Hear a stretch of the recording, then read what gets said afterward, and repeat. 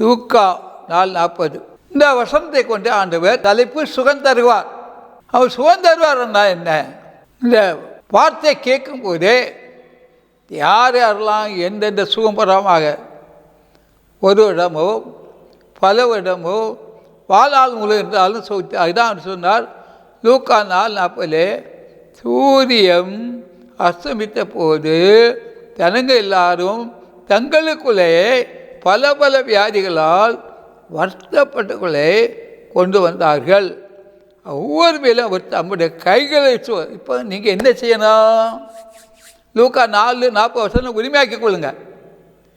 ஏன்னா இங்கே வேத வசனம் சொல்லுங்கன்னா சூரியன் அஸ்தமித்த போது ஜனங்கள் எல்லாரும் தங்களுக்குள்ளே பல பல வியாதிகளால் வருத்தப்பட்டவர்களே எடுத்து கொண்டார். அவர்கள் அவர் தம்முடைய அப்போ நீங்கள் எங்கே இருந்தாலும், எந்த வீட்டில் இருந்தாலும், எந்த அறையில் இருந்தாலும், அலுவலகத்தில் இருந்தாலும், ஆண்டவரே நீர் என்ன சொல்லியிருக்கிறீர்? சூரியன் அஸ்தமித்த போது எல்லாரும் அங்குள்ள பல பல வியாதிகளால் அவர்களை கொண்டு வந்தார்கள். ஒவ்வொரு மேலும் தம்முடைய கைகளை வைத்து சுத்தமாக்கினார். அப்போ நீங்கள் உட்காரு லூக்கா 4:40 உரிமையாக்கும் போது அந்த கரம் உங்கள் மேலே கை வைப்பார், சுகமாக்குவார். அது எந்த வியாதியை சுகமாக்குவார். அல்லேலூயா. லூக்கா 4:40 உரிமையாக்கிக் கொள்ளுங்க. அதுவரை நான் பல இடமாக வியாதியில் இருக்கிறேன் என்றால் கடந்த நாளில் ஒரு சகோதரி வந்தார்கள். அவர் சொன்னார்கள், எனக்கு கால் நடக்க முடியல, என் கால் பேதப்படுத்தன்னு சொன்னாங்க. அப்போ சொன்னேன், லூக்கா 4:40 இருக்குமா? சூரியன் அஸ்தமி ஜனங்கள் எல்லாரும் அளவில் வியாதி வருஷம் அப்படி கொண்டு வந்தார்கள். ஒரு மேலே அவர் தம்முடைய கைகளை வைத்தார். மனுஷன் கையல்ல, மனுஷ கையல்ல, தேவனுடைய கை வைப்பார். இப்போதே நிகழ்ச்சி பார்க்கும்போது அது எந்த வியாதியாக இருந்தாலும் என்னை தோணும், என் மேலே கை வையும் என்று சொல்லியிருக்கலாம், அவர் வைப்பார். அது கையில் வியாதி இருந்தாலும் சரி, காலில் வியாதி இருந்தாலும் சரி, பிறந்துக்குள்ள வியாதி இருந்தாலும் சரி, தலையில் வியாதி இருந்தாலும் சரி, மூக்கில் வியாதி இருந்தாலும் சரி, கண்ணில் வியாதி இருந்தாலும் சரி, இல்லாவிட்டால் காற்றில் வியாதி இருந்தாலும் சரி, கிட்னிகள் வியாதி இருந்தாலும் அவர் வைப்பார், சுகமாக்குவார். அதான் லூக்கா 4:40. அதான் 51 வீட்டில் அதற்காகத்தான் பல பேர்கள் சுகம் பெற்றுக்கொள்ள வராங்க. பெரும்பாடு பல வருடங்களாக பெரும்பாடில் பாதிக்கப்பட்டு என்றால் பெரும்பாடு வருஷத்தன்னைக்கு உண்டான விட்டும் செலவழித்தோம். சட்டாகில் கொள்ள முடியாத நேரத்திலே இயேசு ராஜா, மகிமை ராஜா ஒரு ஜன கொடுத்த போய்த்திருக்கிறாள். அவள் ஓடி போனால், ஓடி போனால உன்னத ஆவிக்குரிய பலத்துக்கு போனால், சரிய பலத்தில் போகல, தேவ ஆவியானவர் அவளை பறத்தி கொண்டு போய் இந்த வருஷம் தொட வைத்தார். தொட்டால் தெருபாட்டு என்று போயிட்டு அவளுடைய பலத்தினால் போகல, நடக்க முடியாது. தேவனுடைய பிரசன்னத்தினால அதான் ஆண்டு சொன்னார், அக்கினி அபிஷேகம் இதை வேணும், அபிஷேகம் இருக்கணும். அபிஷேகத்தை அந்த ஆவியானவர் நீ பெற்ற அபிஷேகம் போது நடத்த. அந்த அபிஷேகத்தினால அந்த அபிஷேகம் எங்கெல்லாம் இறங்குதோ போகும்போதே அந்த அபிஷேகம் இறங்கிச்சு. இறங்கி என்ன செய்யுது? இயேசுவை கசேதை தொடும்போது ஜன கூட்டம் அந்த கூட்டத்தில் பறந்து ஆவியான பறித்து கொண்டு போனாங்க. இதெல்லாம் போயிருக்க முடியாது, போக முடியாது. ஏன்னா பெரும்பாடில் பட்டு போயிட்டான். அபிஷேகம் அந்த அபிஷேகம் உங்களை கொண்டு போய் ஏதாவது ஆண்டு ஃபஸ்ட்டு ஒருத்தர் தொட வைத்தார். தொட்ட உடனே பெரும்பாடு நின்று போய்விட்டது. பெரும்பாடு மட்டும் இல்லை, எந்த வியாதி என்றாலும் இப்போது அவர்கள் தொட்டு சுகமாக்குவார். அந்த தேவன் தான் நம்முடைய தேவன். அவர் என்றும் ஜீவிக்கிறார், என்றும் வாழ்கிறார். இயேசு வருகிறார் என்பதை அறியாமல் இருக்க வேண்டாம். ஏனென்றால் எத்தனையோ விதமான எழுத்தியல் உங்கள் சத்தியத்தை இருக்கலாம்.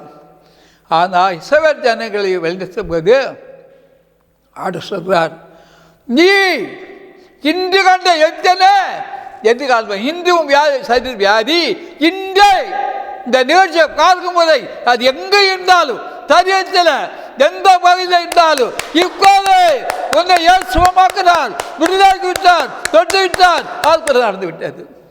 அதான் ஆண்டவருடைய வார்த்தை. இதை நீ விசுவாசி.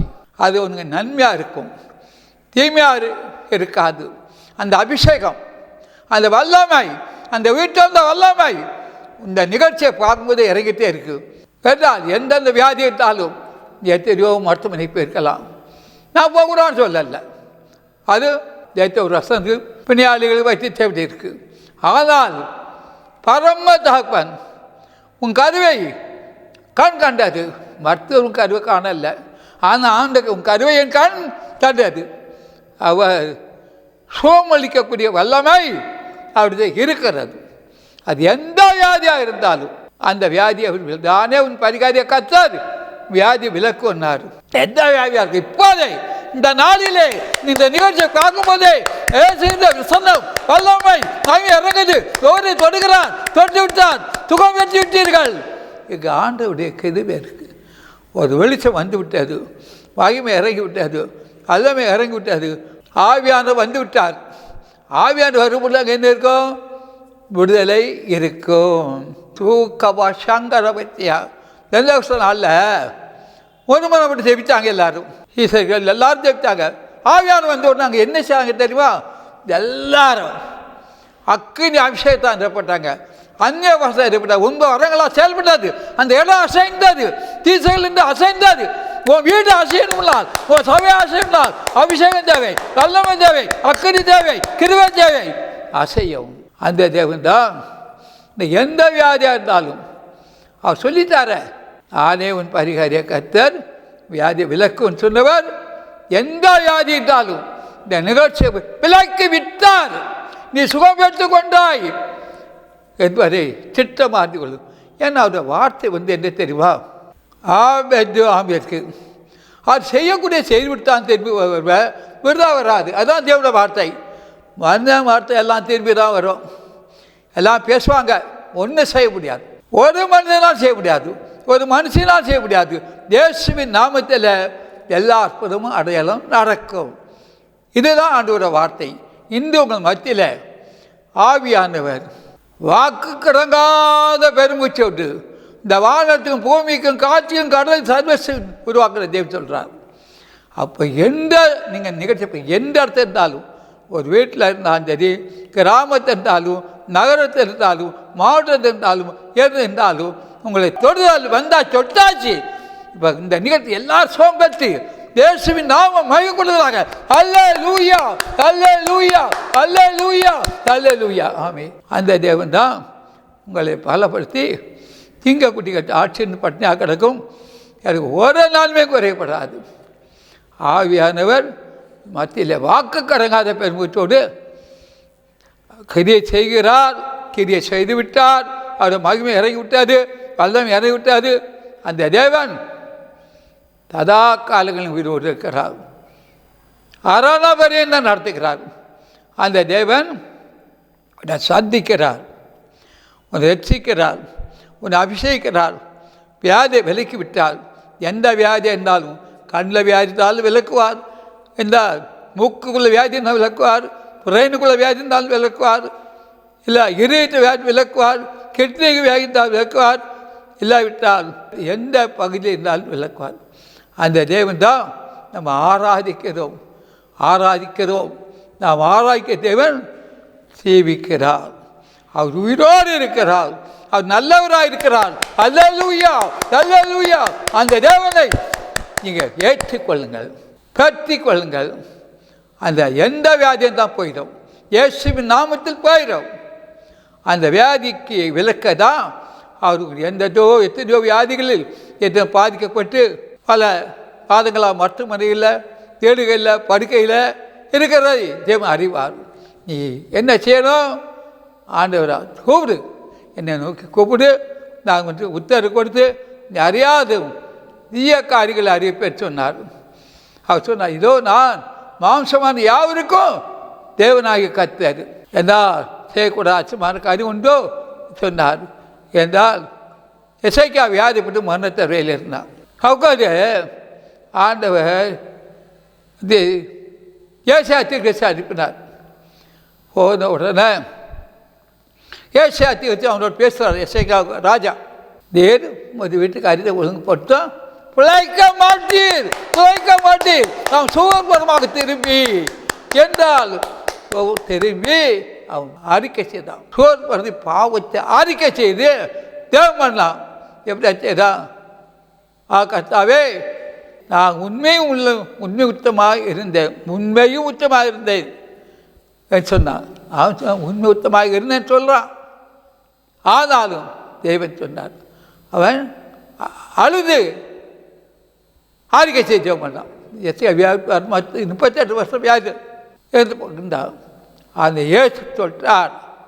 தொட்டு நீக்க ஆசைப்படுத்தார். சோதனை கேட்டுக்கொண்டான். அந்த தேவன் தான் உங்களோடு பேசுகிறார். அவர் என்று உங்களை ஒவ்வொருவரையும் இந்த நிகழ்ச்சியை எங்கேருந்து பார்த்தாலும் ஒரு சுகமாக்கி அற்புதம் செய்து விட்டார். அற்புதத்தை என்ற அவருடைய கிருபை, இரக்கம் ஏன் வல்லமை இறங்கிவிட்டது. ஒரு வியாதி இறங்கிவிட்டது. அற்புதம் நடந்து விட்டது. அது ஏசு சுகமாக்கி விட்டார். அற்புதம் இயேசு நாமத்தில் அற்புதம். அந்த தேவன் தான் உங்களோடு பேசுகிறார்.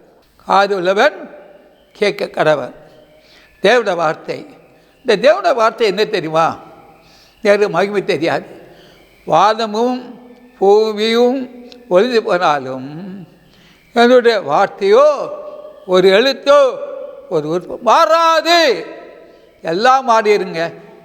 கருப்பு சிவப்பாக மாறிடும், சிவப்பு கருப்பாக மாறிடும். ஆனால் தேவனுடைய வார்த்தை மட்டும் மாறாது. எல்லாம் ரசாயனத்தை மட்டும் மாற்றலாம். இது மாற்ற முடியாத ஒரு தேவன் வார்த்தையாக இருக்கிறார். அந்த வார்த்தையை ஆமென்றும் இருக்காது. ஒருவரும் மாற்ற முடியாது. எந்த நபரும் மாற்ற முடியாது. அப்போ அந்த வார்த்தையை நீங்கள் கேட்டிருக்கிறீங்க.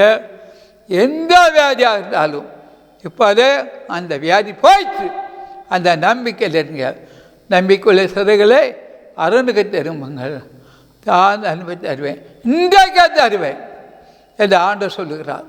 அப்போ இன்றைக்கே அவர் அற்புதம் செய்து விட்டார், நன்மை செய்து விட்டார். இந்த நிகழ்ச்சியை பார்த்த ஊரையும் ஆண்டவர் தொட்டு சுகமாக்கி விட்டார். அல்லேலூயா, அல்லேலூயா, அல்லேலூயா. அருமையான தன்மை. ஆதலால் இது ஆவியானவர் உங்களுக்கு பேசுகிறார் என்றால் அவருடைய கிருபை, இரக்கம். ஒன்று சோர்ந்து பாருங்க, கவலைப்படாதுங்க. நான் வியாதியில் இருக்கிறேன். ஒரு அம்மா சொல்லித்தாங்க ஒரு நாள், ஐயா என்னை கவனிக்க ஒருவன் இல்லை ஐயா. மகனுக்கு கவனிக்க மாட்டேங்கிறான், மகளுக்கு கவனிக்க மாட்டேங்கிறாள். அது வந்து கேட்டா என்னை எடுத்துக்கொள்ளுங்க, எடுத்துக்கொள்ள சேவம் பண்ணுங்கன்னாங்க. நான் சொன்னேன், உங்களை எடுத்துக்க சொல்லிக்காக நான் வந்திருக்கேன். ஏற்று உங்களுக்கு ஜீவனை கொடுத்தாருன்னா அவர் உங்களுக்கு ஊழியக்காரரை எடுத்து ஜெபம் பண்ணக்கூடாது, தப்பு. என்னை செய்யாதுங்க சொல்லி ஜெபம் பண்ணேன். ஒரு ஆறுதலோடு போனாங்க. இந்த நிகழ்ச்சி கேட்ட ஒரு ஆசீர்வாதம் இருந்தால் தொலைக்காட்சி கட்டி ஒரு ஊழியத்து காணித்தாங்க. ஒரு நாள் 55 வீட்டில் அதிகாலை ஜெபம் கூட்டமாக ஜனங்க வர்றாங்க. அந்த தேவனுடைய வார்த்தை இருக்குது, அவர் வார்த்தையாக இருக்கிறார். அந்த வார்த்தையை வாங்கிட்டு போங்க. தனிக்கு வார்த்தை 9 வாரமும் செயல்படும். ஆவியானவர் எல்லா ஈடம் காம்சம் முழுவதும் வராக சொல்லலாம் நிரம்பிக்கிட்டே இருப்பேன். அபிஷேகம் அதில் விடுதலை பெற்றுப்போங்க. இயேசு நாமத்தை அழைக்கிறோம். ஆமே, ஆமே. மேலும் தேவ ஊழியரை நீங்கள் தனித்தனியாக சந்தித்து ஜெபிக்க விரும்பினார் ஒவ்வொரு நாளும் அதிகாலை 5 மணி முதல் காலை தொழுகையில் நீங்கள் கலந்து கொண்டு சகோதரர் அவர்களை சந்தித்து ஜெபித்துக் கொள்ளலாம். மேலும் விவரங்களுக்கு தொடர்பு கொள்ள சுவிசேஷகர் எஸ் தங்கசாமி, தொலைபேசி எண் 26574550, 26574551, செல்போன் 9383344445.